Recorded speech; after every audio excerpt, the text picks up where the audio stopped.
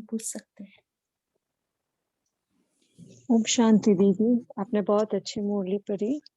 मेरा क्वेश्चन है कि जब भी कोई सिचुएशन आते हैं तो ड्रामा का ये पॉइंट है भूल जाते हैं, तभी याद नहीं रहता है। और दूसरा क्वेश्चन है बात बात की आदि मध्य अंत क्या है, और वो पॉइंट समझ में नहीं आया। ओम शांति। ओके ओके, तो जैसे बाबा ने कहा ड्रामा की बात को हमें क्या करना है, सिर्फ समझ लेते हैं ना कि ड्रामा कल्याणकारी है, न्यायकारी है, तो समय पर वो बातें याद नहीं आती हैं। तो मुझे ना सारा दिन कम से कम 5 मिनट ड्रामा के ऊपर मनन चिंतन करना है। चाहे आप रात को कर लो, चाहे आप सुबह दिन की शुरुआत से पहले कर लो, कि ड्रामा में मतलब आज मेरे साथ जो जो बातें हुई वो तो ड्रामा की ही सीन थी, और तो उस हर एक बात में हर एक बात में कल्याण समाया हुआ है। तो मुझे महसूस करना है उसको, सिर्फ ज्ञान की रीति से नहीं लेना है, लेकिन उस ड्रामा के ज्ञान को मुझे प्रैक्टिकल लाइफ से कनेक्ट करना है कि आज जो हुआ, जो बात हुई उसमें कल्याण क्या था, आज जो बात हुई उसमें न्याय क्या था, तो उसको गहराई से समझना है। ऐसे आप प्रैक्टिकल सिचुएशंस के साथ कनेक्ट करेंगे ना ड्रामा के ज्ञान को, तो आपका निश्चय ड्रामा के ऊपर का बढ़ता जाएगा, और समय पर जब सिचुएशन आएगी वो ड्रामा की पॉइंट इमर्ज हो जाएगी, क्योंकि आपने उसको इतना चिंतन तक लेकर आए हैं और प्रैक्टिकल बातों से कनेक्ट किया है। दूसरा, जब बात सामने आती है तो बाबा कहते हैं बात के भी आदि मध्य अंत को नहीं समझ सकते हो। तो जैसे अगर किसी ने मेरे ऊपर गुस्सा किया, अब किस कारण किया होगा, पिछली सिचुएशन क्या होगी, तो कुछ तो उसका एक आदि होता है। मध्य मतलब आप ये समझ लो जैसे वर्तमान सिचुएशन है कि वो मेरे ऊपर गुस्सा कर रहा है जिस पिछले किसी कारण के। अगर मैं भी उसको रिएक्ट करती हूँ, अगर मैं भी उसके साथ गुस्सा करती हूँ, तो उसका अंत क्या होगा, रिलेशन और खराब हो जाएगी, संबंध और बिगड़ जाएंगे, मन में नफरत बढ़ती जाएगी और मेरी स्वयं की स्थिति डगमग हो जाएगी। तो जब भी कोई बात सामने आती है तो बाबा जैसे कहते हैं आदि मध्य अंत को जानना, अर्थात उसके पास्ट, प्रेजेंट और फ्यूचर को समझकर उसके अकॉर्डिंगली उसके साथ डील करना, जिसको बाबा कई बार कहते हैं हमें रिएक्ट नहीं करना है लेकिन रिस्पॉन्ड देना है। तो इसलिए बाबा ने आज कहा कि स्वयं को विश्व कल्याणकारी कहते हो लेकिन स्व कल्याण में बात को भी समझ नहीं पाते हो। तो इसलिए ज्ञान को सदा बुद्धि में इमर्ज रखना, यही हमारी सब प्रैक्टिकल में यही हमारा अभ्यास है, ज्ञान को बुद्धि में इमर्ज रखकर समय पर अप्लाई करना, और इसके लिए ज्ञान का मनन चिंतन होना बहुत आवश्यक है। सुबह मुरली सुनी, पॉइंट समझे तो हम समझ जाते हैं हाँ मैंने तो मुरली पूरी समझ ली, लेकिन अगर मैंने सारा दिन उसको उगारी नहीं, गहराई से उसको प्रैक्टिकल सिचुएशन के साथ कनेक्ट नहीं किया, तो वो मन बुद्धि में इतना फिट नहीं होती है, और समय पर ज्ञान होते हुए भी ज्ञान की पॉइंट याद में नहीं आती है, और उस समय हम फेल हो जाते हैं। ठीक है, थैंक यू वेरी मच दीदी। Thank you. शैली बहन, आपको कुछ पूछना है? ओम शांति दीदी। ओम शांति।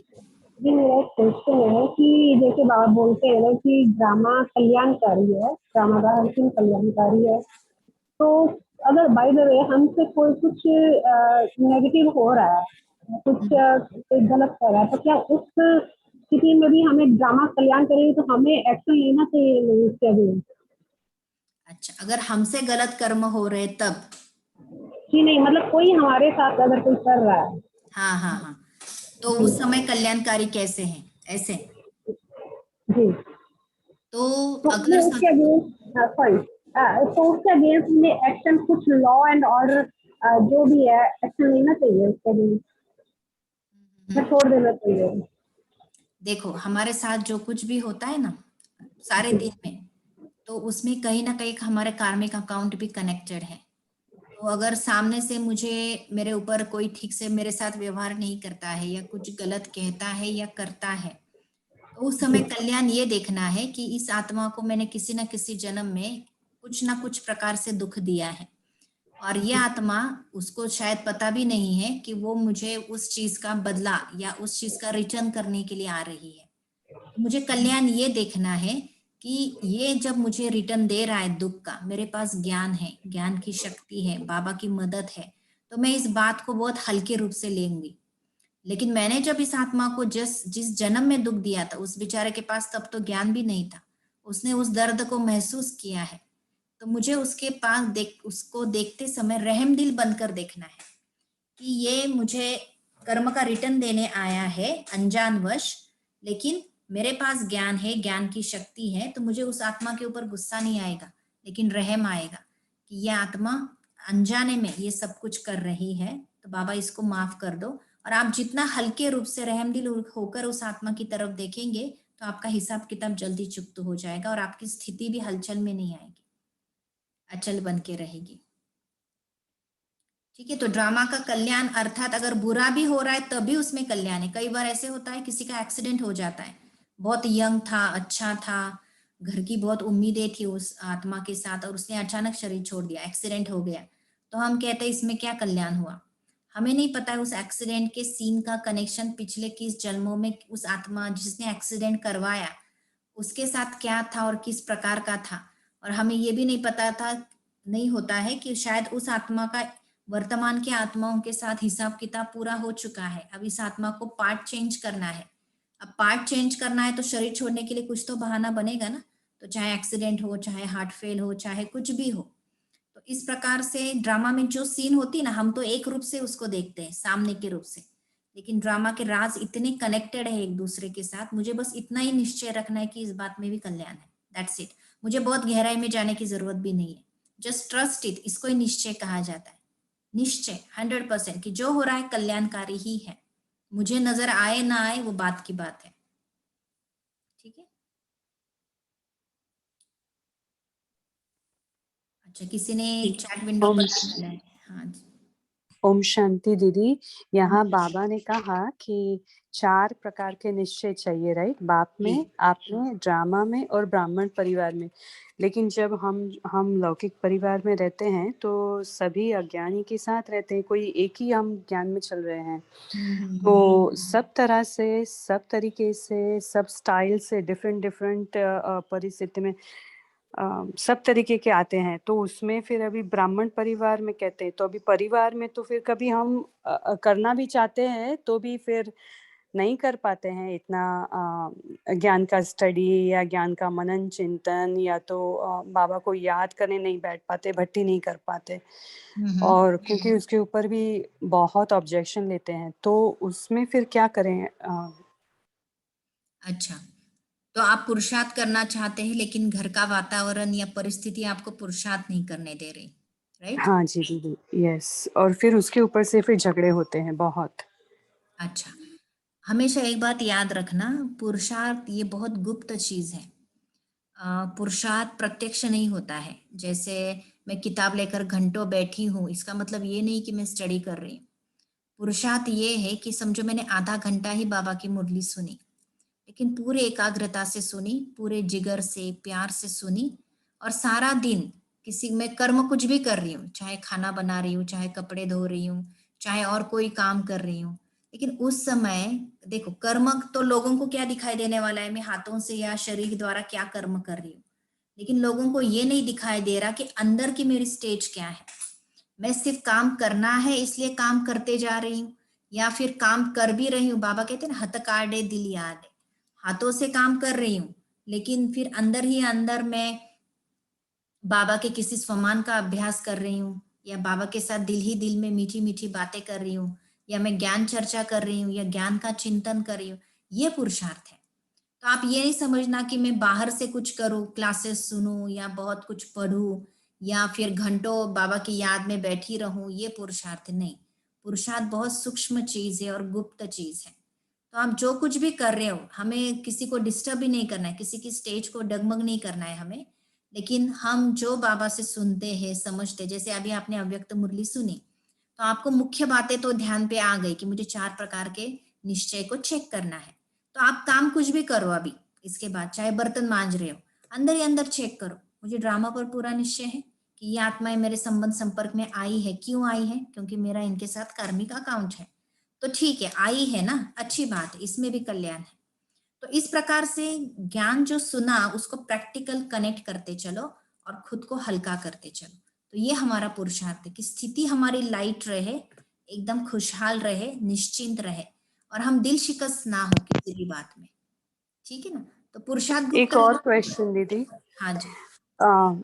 सेम सिचुएशन क्या होते जब भी को होते सिचुएशन, तो घर के लोग जब भी ह्यूमिलिटेट करते हैं तो क्या हम इन्फीरियरिटी कॉम्प्लेक्स में नहीं आ जाएंगे? क्योंकि जब दादी का स्लोगन सुनते हैं कि झुक झुक मर मर मिट मिट, ठीक है, तो यही जब हम अप्लाई करना चाहते हैं तो फिर हम अंदर ही अंदर सोचते हैं कि ये तो फिर हमें इन्फीरियरिटी कॉम्प्लेक्स में लेके जाएगा। ये तो वही बात हो गई कि जब कोई दबाते हैं और हम दबते ही जाते हैं, क्योंकि बोलना नहीं है सामने, या तो कोई विरोध भी नहीं करना है, जो कहा वो मानना है, तो फिर वो कहा कहते हैं हम सामने मानते जाते हैं, लेकिन तो फिर हमें over the period of time inferiority complex में नहीं आ पाएंगे ह्यूमिलिटेट होने की वजह से।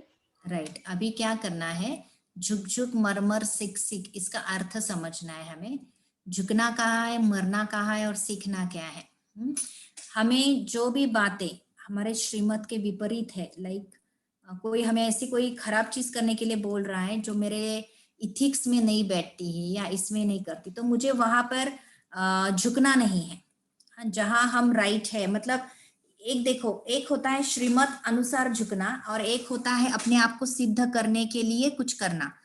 हमें यहाँ पर ये ध्यान में रखना है कि मुझे सबके साथ नम्रता से चलना है, किसी भी प्रकार का अहंकार नहीं दिखाना है, क्योंकि बाबा हम समझ का कहते हैं हमें सदा निरअहंकारी बनकर रहना है, निर्माण बनकर रहना है।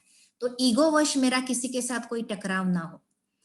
लेकिन कोई हमें ऐसी गलत चीज करने के लिए बोल रहा है जो बहुत ही मेरे आत्मसम्मान को नीचे गिराने वाली चीज है, तो मुझे किसी भी हालत में उस बात को स्वीकार नहीं करना है, ठीक है ना।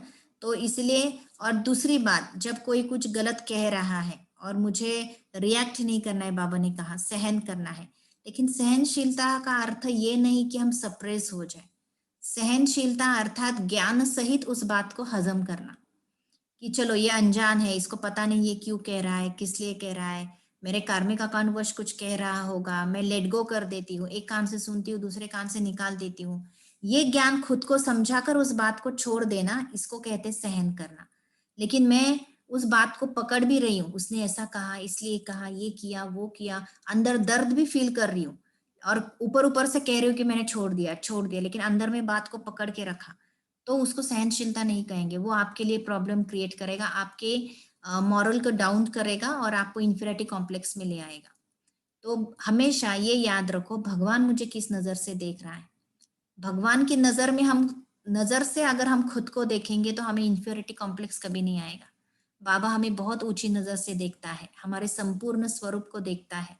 तो मुझे भी आदत लगानी है अपने संपूर्ण स्वरूप को देखने की। भले मुझे लोगों को बताना नहीं है, लेकिन अंदर में वो आत्मसम्मान हमेशा रखना है, जिसको बाबा कहते हैं सोल कॉन्शियसनेस। उस कॉन्शियसनेस में मुझे जरूर रहना है, लेकिन मेरे कुछ कहने से अगर झगड़े बढ़ते हैं, बातें बढ़ती है, तो वहां मुझे ज्ञान सहित चुप रहना है। इसको कहते हैं झुकना, मरना और सीखना। ठीक है, थैंक यू दीदी। Thank you. और किसी को कुछ पूछना है? सिस्टर, अभी तेजल दीदी ने बोला ना कि द मोर यू टॉलरेट, तो वो लोग ज्यादा हमारे पे वो करते हैं, जी। तो फिर वो लोग तो हैप्पी होते हैं उस वक्त। तो देखो उस वक्त हमें क्या सोचना, कौन से विचार क्रिएट करने हैं? जी, एक होता है शॉर्ट टर्म हैप्पीनेस, एक होता है लॉन्ग टर्म हैप्पीनेस।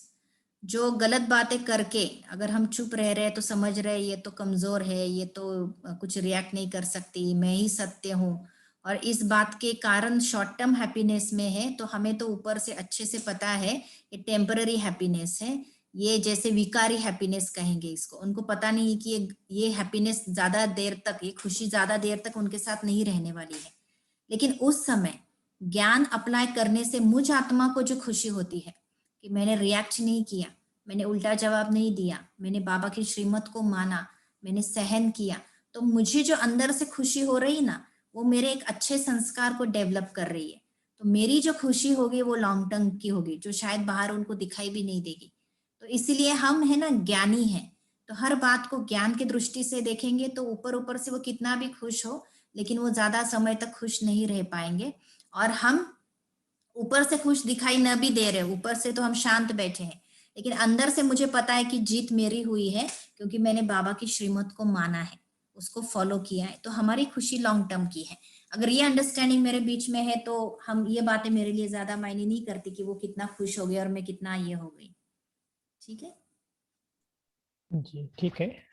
मुझे लगता है टाइम भी हो गया है, तो दीदी जी आप सैटरडे को भी हमारा बफर डे होता है, अगर आप आएंगे तो ये भी चैट विंडो पर मुझे पर्सनली भी कुछ क्वेश्चन आए हैं, तो सॉरी हम अभी ले नहीं सकते क्योंकि हमारा 9:45 कोई एंड होता है। तो हम सैटरडे के दिन जो हमारा बफर डे है उस दिन हम खास क्वेश्चन आंसर लेंगे, ताकि आपको कुछ अगर होगा तो आप सभी बता सकते हैं।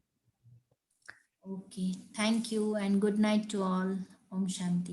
हम लास्ट के 1 मिनट साइलेंस रखते हैं और फिर कॉल को समाप्त करते हैं।